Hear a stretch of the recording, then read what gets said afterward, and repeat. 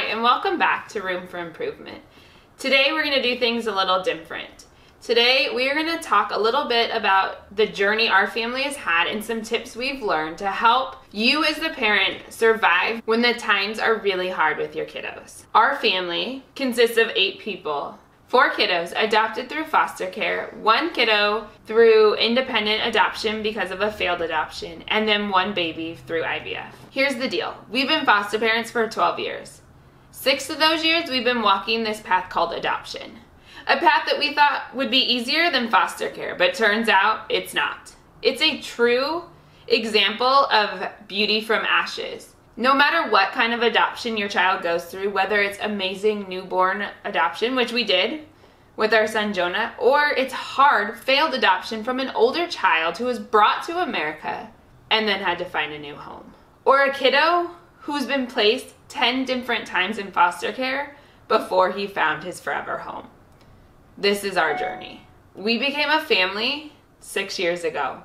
We were in newborn bliss. We had just started the process to adopt our daughter Penelope, who was only 6 months at the time.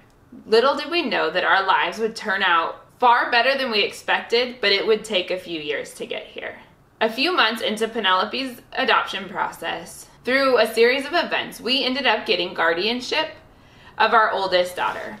At the time, she was 8 years old. She'd lived in America for only 4 months, knew about 3 sentences of English, and had gone through a lot and did not want to live with us. She had every right to be angry. She had every right to not want to do all the things that were being forced upon her. But because of this, it caused a lot of turmoil in our lives. Now, 6 years later, we laugh at it, but then it was really hard. As the mom, it was really hard. I felt daily like I was failing. I felt daily like I wasn't enough, that God picked the wrong person. And in the midst of all of that, we decided to adopt another kid. A kiddo that had been moved 10 times, had a heart condition, had special needs, and severe food allergies. But why not? Why not add when we were already in turmoil? Because chaos loves chaos, right? What I can also tell you is chaos creates more chaos. That creates very tired and rugged parents who feel like failures.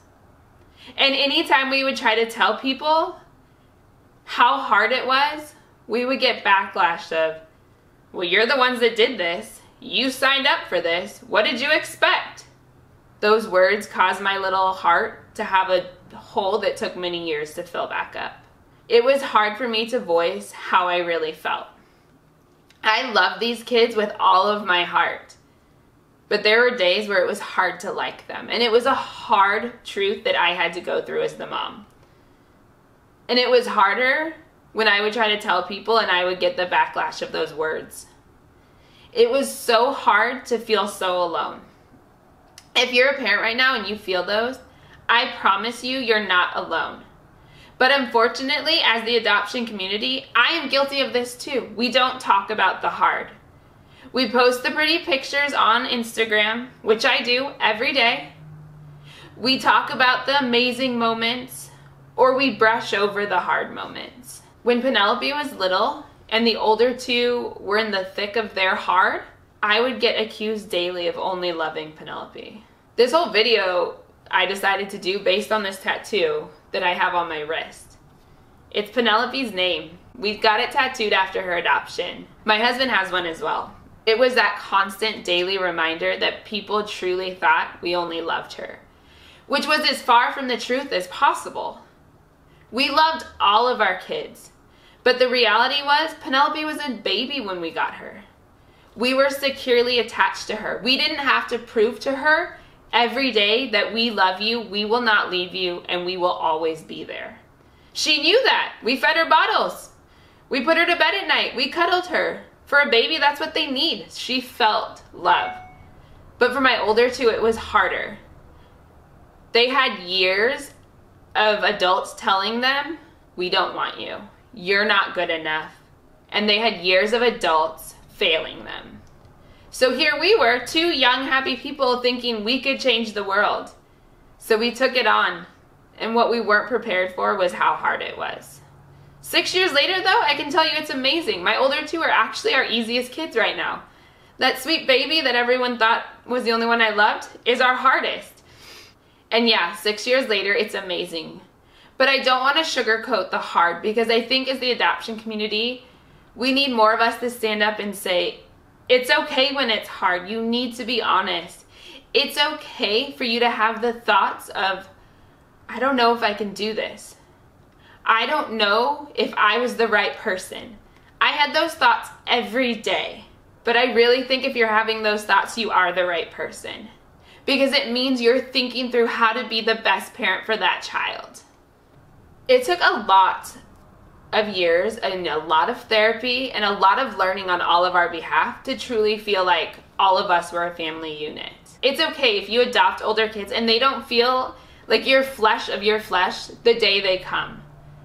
What matters is that you are showing up in their lives every single day. You are proving that all the adults that failed them in the past were just in the past, and you will forever be there.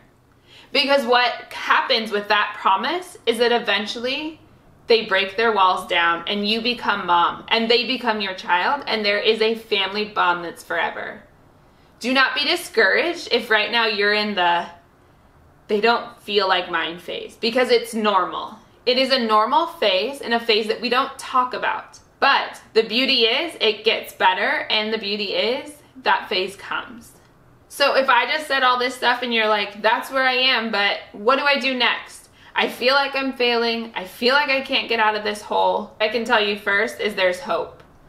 That it will get easier over time. The hard days will become less. The hard days will never be gone permanently. But honestly, there's hard days with your biological kids. There's hard days with our baby that we adopted from 2 days old. No matter what, as a parent, there's hard days. But I can tell you that they become few and far between.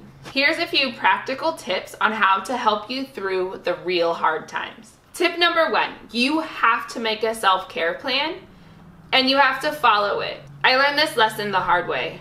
My kiddos were so hard that I was just pouring everything I had into them, but it failed because I had nothing left at one point. I ended up getting sick.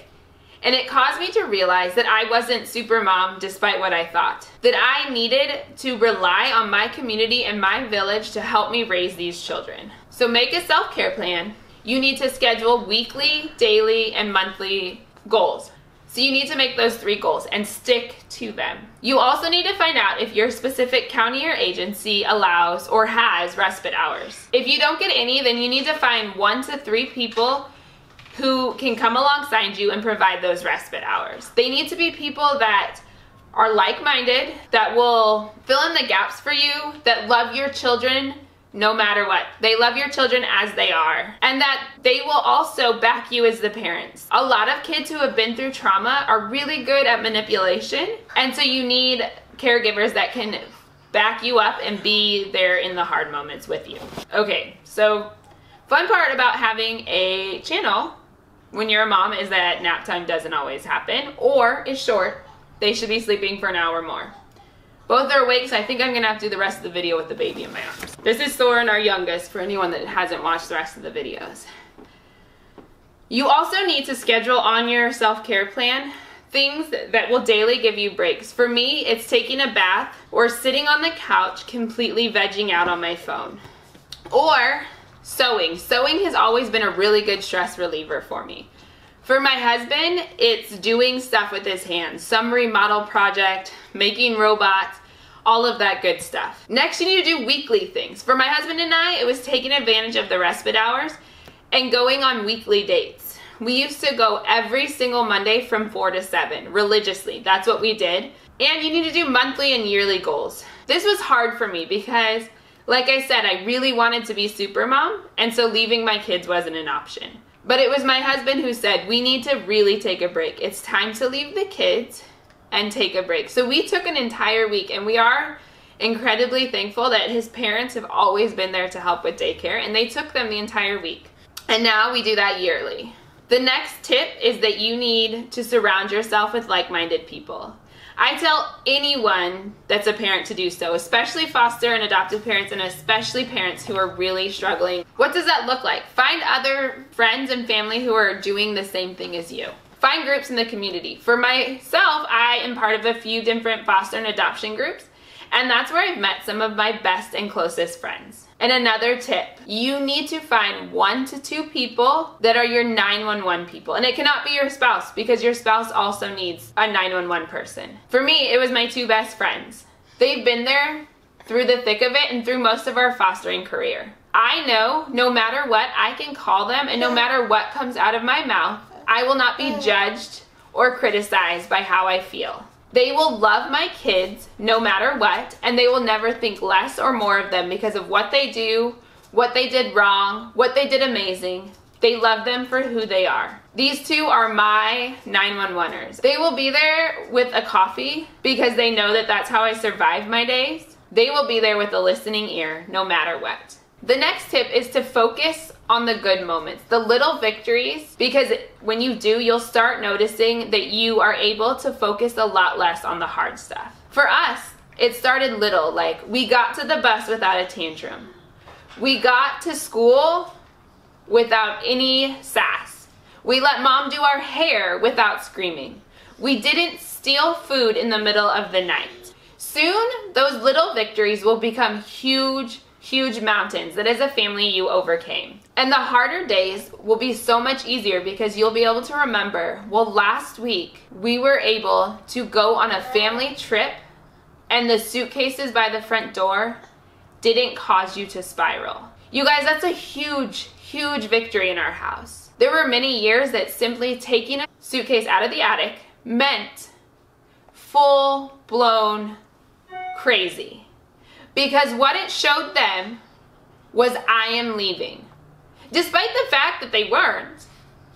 Their entire lives showed that suitcase meant I am leaving. But today, that is a huge victory in our house. We just went on a week-long trip and my kids packed themselves. Nobody was upset because suitcases came out, because they know no matter what, they are our children and they're not gonna go. Which leads me to the next tip. When things get really hard, get some plans in place for what you're gonna say and do. For me, it was to chant like a crazy woman. I literally would chant to my kids over and over, no matter what you do, I will not leave. No matter what you do, I will not leave. Because honestly, it takes my focus off of whatever's going on. And I just start saying this like a crazy lady, but it calms all of us down because A, I look ridiculous. B, it's reminding them over and over and over that no matter what they do, I will not leave. I am their mom forever. The other thing I would do is to just pray over my children. Some days it meant I would weep as I pray, that I was showing your life means so much to you that I'm gonna pray that He heals us as a family unit and He creates a family unit out of us. Honestly, sometimes they just laughed at me. Sometimes they would start praying with me, but what I know is that they saw a mom who was praying over them in the hard. And my last tip is try, even in the moments of exhaustion, feeling like you're failing, barely surviving, to focus so much on the good. To just sit back and be thankful for even the messy floors. Because no matter what's happening in the background, if you can be thankful for one thing, it will start a trigger effect. Just like one pebble in the ocean causes a ripple. You start to look at everything you're thankful for. You start to be thankful that you were able to vacuum that day. You start to be thankful that you have a car that can take your kids to all the therapies, to all the doctor's appointments. So just let yourself look for the moments to be thankful for, even in the hard. Okay, just kidding. As I was rewatching the video, I realized I have one more tip. Do not sweat the small stuff. That's something that I've had to learn the hard way. Don't worry about the messy floors. Don't worry about the program you had to cancel. Don't worry about the soccer game you missed. Because what is important is making sure these kids feel loved and attached in the moment. There will be plenty of soccer games. There will be plenty of days that you can commit to other programs. There will be many other days you can mop. But right now, I want you to really focus loving these children and not sweating the small stuff. I hope this helps. And if there's ever a time where you need someone to talk to, especially when you're in the thick of it with adoptive kiddos, please email me. I am more than willing to talk. Thanks for watching.